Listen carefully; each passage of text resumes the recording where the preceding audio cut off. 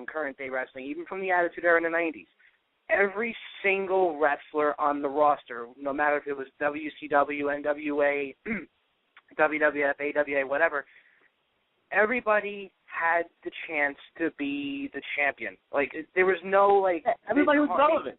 Everybody was relevant, and everybody was almost on equal playing field. Like, anybody could beat, like Orndorff could beat Hogan. You even look at, back in the day, like Hercules. He could have been a potential threat to Hogan and his championship at the time. Exactly. Anybody could have been that guy, and that's just the beauty of it. And that's the thing with the 80s, too. Like, people that go back and watch the 80s stuff now, the stuff that you're missing out on, too, is the preliminary guys. The preliminary guys were on so much that they themselves were known. And I posted pictures of Iron Mike Shark and Barry O and Barry Horowitz. And funny thing is, once in a blue, they would have, a match against a non-name, and one of those guys would get a win. So it always kept you guessing. It really did keep you guessing at that time. It was, now you can kind of foresee it a little easier, and you can guess it and play as what we call wrestling Jesus. You can pick it out. Mm-hmm. But back then, it wasn't so easy. Yeah. You really didn't know if Orndorff was going to walk away with the title or not. You didn't know if Hogan was going to be able to keep it from King Kong Bundy. You really didn't know where it was going to go. Yep. Yeah, that's the beauty of it. And, the other beauty of it is I'm a huge fan of tag team wrestling, and that would be the dominant portion of any card. I looked at one WrestleMania. I think it was 4. No, not 4. So that was the title tournament. I think it was 3, where there were more tag team matches than there were singles matches on the card. And I found that to be awesome. Oh, yeah, you had Hillbilly Jim with the 2 midgets versus Bundy with the 2 midgets, and then he turns on his own midgets, and then all the midgets unite with Hillbilly Jim. You had so many tag team matches. And then, WrestleMania 2 also was, if you remember, WrestleMania 2 was spread out in different locations. And one of the main events in one area was actually the Bulldogs versus the Dream Team for the tag team title. So tag teams were huge. We had the Bulldogs. We had Killer Bees. We had the Hart Foundation, the Conquistadors, the Young Stallions. On and on and on and on. And then, and again, we're just talking WWF. Then you had the Horsemen, Road Warriors, the Steiner Brothers, the Varsity Club, the Fabulous Freebirds. It's where are they now? Nowhere.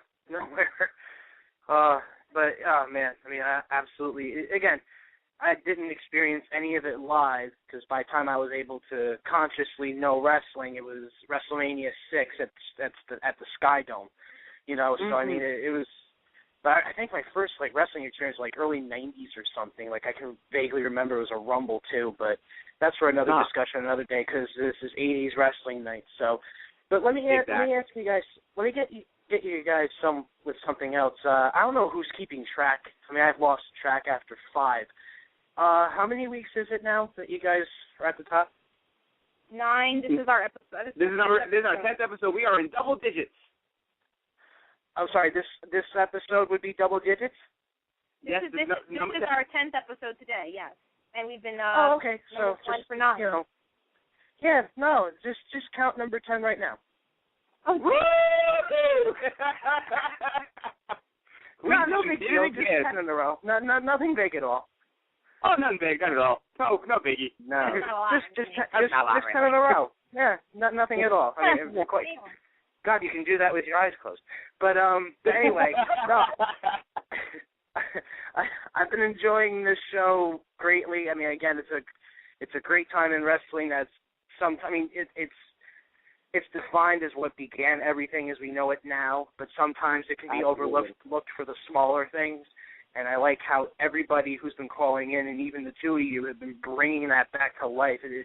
It's just so cool. It's like sitting there listening to your grandfather tell war stories. It's just like one of those moments. It's really so cool. The 80s wrestling generation will never die. It'll never go away. No. Because, even my son at 7 years old, loves the old school stuff more than the new school stuff. He goes crazy with wrestling in general, but if I'm watching some old school stuff, forget about it. He loses his mind. Absolutely. Oh, man.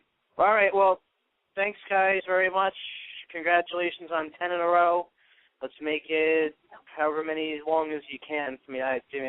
You're overdoing my show, which I'll forgive you for, but but that's okay. Well, before you go, again, as we mentioned, folks, real quick before you go, our boss here, Dave, he actually has the Open Mic Night, the wrestling shows. Yeah. So why don't you plug your show before you go? Yeah, not a problem. Open Mic Wrestling Night every Tuesdays at 9 Eastern. It's a 2-hour show. We've been talking mainly indies, but now we're going to be changing formats. In January, we'll still have our indie wrestling flavor with different topics of many different eras of wrestling, and I definitely look forward to it. I'll be having a co-host in January, and we'll be doing pretty well with this thing. So just keep on the lookout, folks. I mean, you got Jason David Frank coming in 2 weeks from today. And, every other show is going to have something else up its sleeve. I mean, I'm glad you all enjoy the Nerd Herders and keep supporting the Nerd Herders, but also keep supporting Dream Elite Radio and Dream Elite Entertainment as a whole, because let me promise you, I promise you this, because I discussed this with all the hosts today, that big things are happening, and it's going to happen real fast. So keep updated. Like the Dream Elite Radio page on Facebook as well. That's where you'll get mainly all the updates. I'm sure your hosts that are presenting this broadcast right now will enlighten you. But the first place to get it would be liking the Facebook page at Dream Elite Radio. So thanks so much, guys, and enjoy the rest of your show. I'll be listening in. Thanks, Dave. Thank you. And we got another caller. Yeah, we do. Real quick before that, I need to mention this is an awesome idea. Midwest Prince on Twitter. Imagine if 1980s Jesse Ventura and today's JBL were on commentary at some point. Oh, my God. Right? I could deal with it. I could deal with it. Okay, here we go. 401, you're on the air with Nerd Herders. What's your name? Where are you calling from? I'm sorry for calling back. He's back. It's okay. Don't worry about it. It's a party on the Nerd Herders show. I thought I'd bring something up. Good, interesting about the 80s. Absolutely. Go ahead. If you, Damian, and you, Foxy, could pick 3 individuals that were legendary in the 80s that are not in the Hall of Fame right now that you want to see, and 1 tag team that you would want to see for next year, who do you think could be getting that award next year? British Bulldogs. I don't even know who's in the Hall of Fame now. British Bulldogs. British Bulldogs are Demolition, without a doubt. Demolition, everybody talked about as being a rip-off gimmick in the beginning of the Road Warriors, and this is the answer to that. But you know what? After a while, they really evolved and grew into their own to the point of popularity, to the point where, the fans turned on Strikeforce in WrestleMania 4, and we're cheering for Demolition. So Demolition are the Bulldogs for sure. The Killer Bees is another tag team. I want to see Roddy Piper's Coconut in the Hall of Fame. Roddy Piper's Coconut. Oh, my God. That coconut was very pinnacle. It's true. Very true. Very true. Coconut. For singles, is there anybody that's I honestly don't know. I think they got almost. Savage is in. No, he's not. Oh, Savage not. Okay, yes. He deserves to be Savage. in. Yes, Savage has to be in, and Miss Elizabeth, I believe, if she's not in. Savage and Miss Elizabeth for the singles, without a doubt. Savage and Miss Elizabeth. 3 people that they won't think they're getting their chances for the issues is Bob Backlund, Randy Savage, and Barry Darsow. Okay, Barry Darsow. They don't know if they're going to be giving up with the issues of Ben. But the thing is, actually, what you said, Damian, do you think Dynamite would be better alone and Davey would be better alone, or be better put together because of how big they were as a tag team? Because they both were huge singles, too. They were both huge single stars. Unfortunately, Dynamite's fame as a single star, obviously a lot of people don't know, watch WWE days, they don't know him as a single star so much. He had a couple of sporadic matches here and there singles, but as part of the Bulldogs tag team, his singles fame mostly came from his wrestling in Japan. But, singly, they're doing it anyway. He could go in singles or he could go in tag. I definitely, either way, he can go in. And for me, definitely, of course, there's always number top is one of my favorites in heels is Randy Savage. And 2, Bossman, and I think one of Foxy's favorites who's got to get the chance is Jake Roberts. Yes, absolutely. Yes. Absolutely, Jake the Snake. And would they want to put the Snake in the Hall of Fame? Put the Snake in the Coconut in the Hall of Fame. Snake in the Coconut in the Hall of Fame. Matilda. The Snake in the Coconut. Okay. Okay. John, thanks so much for having me back in, buddy. Take care. You too. Take care. Bye. We got another caller. 914, you're on the air with Nerd Herders. What's your name and where you calling from? Yes, how you doing? I'm Kyle Thurgood. I'm calling from Mount Vernon, New York. How y'all guys doing tonight? Hi, Kyle. How are you? Hey, what's going on, guys? What's going on? Same old, same old. So what do you got for us?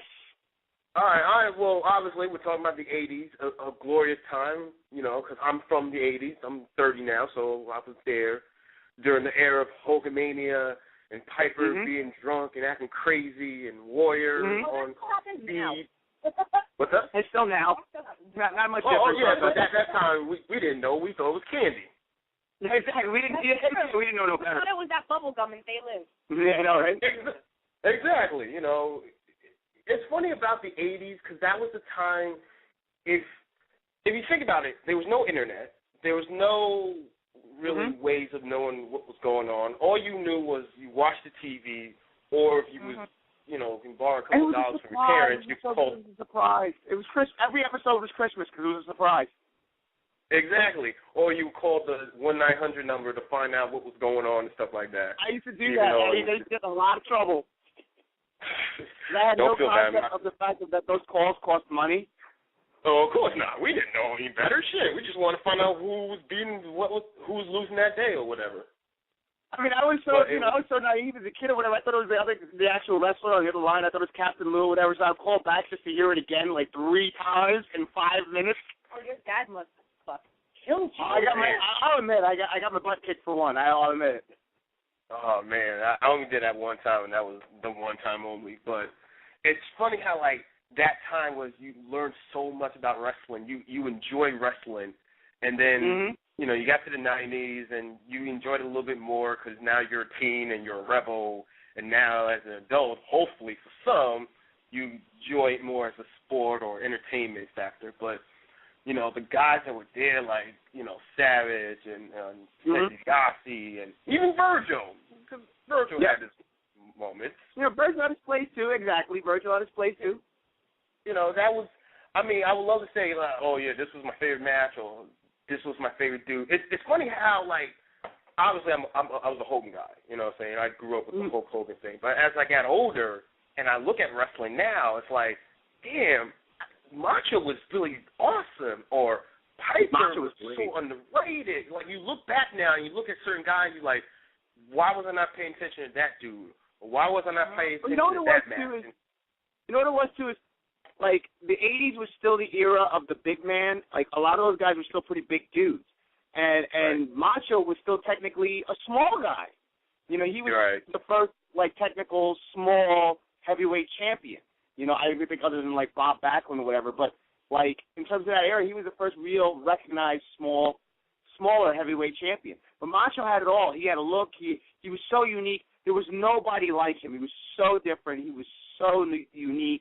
His look, his promo style, everything was so different about him. And then he had this gorgeous girl with him, and whereas other wrestlers were working with this female manager, and they would highlight the manager, like, you know, she was adored him. Like, he treated her like garbage. Yeah. He treated Liz like complete garbage. And, like, people hated him for it. And then, of course, you know, the big thing when he united later, you know, you realize she stuck around because she loved him so much. But, like, it was so different. He was so good. He was in a class all by himself. Yeah. I mean, there's so many guys that are out there today, even starting out now, that say, yeah, Randy Macho Man Savage is my influence. You know, it's like Macho was it. Macho was amazing. You hit the nail on the head, hammer on that one. But I'll say this, and then, you know, I'll let whoever else want to call in and chime in. But, you know, I'm a hip-hop guy. I love hip-hop, this, that, and third. Ric Flair is the godfather of hip-hop. And I'm going to explain this. I'm going to break it down to you why I say that. Ric Flair's Tim. Exactly. I mean, man was rolling around with Roy's, like, gold watches, as most rappers do. He was rolling around with chains and robes like what Flair does. He's wearing platinum hair. I don't know why brothers right now are wearing platinum hair, but apparently the brothers are wearing platinum hair, but that's all because of Ric Flair. You know what I'm saying? He defined swag. Exactly. So, I mean, and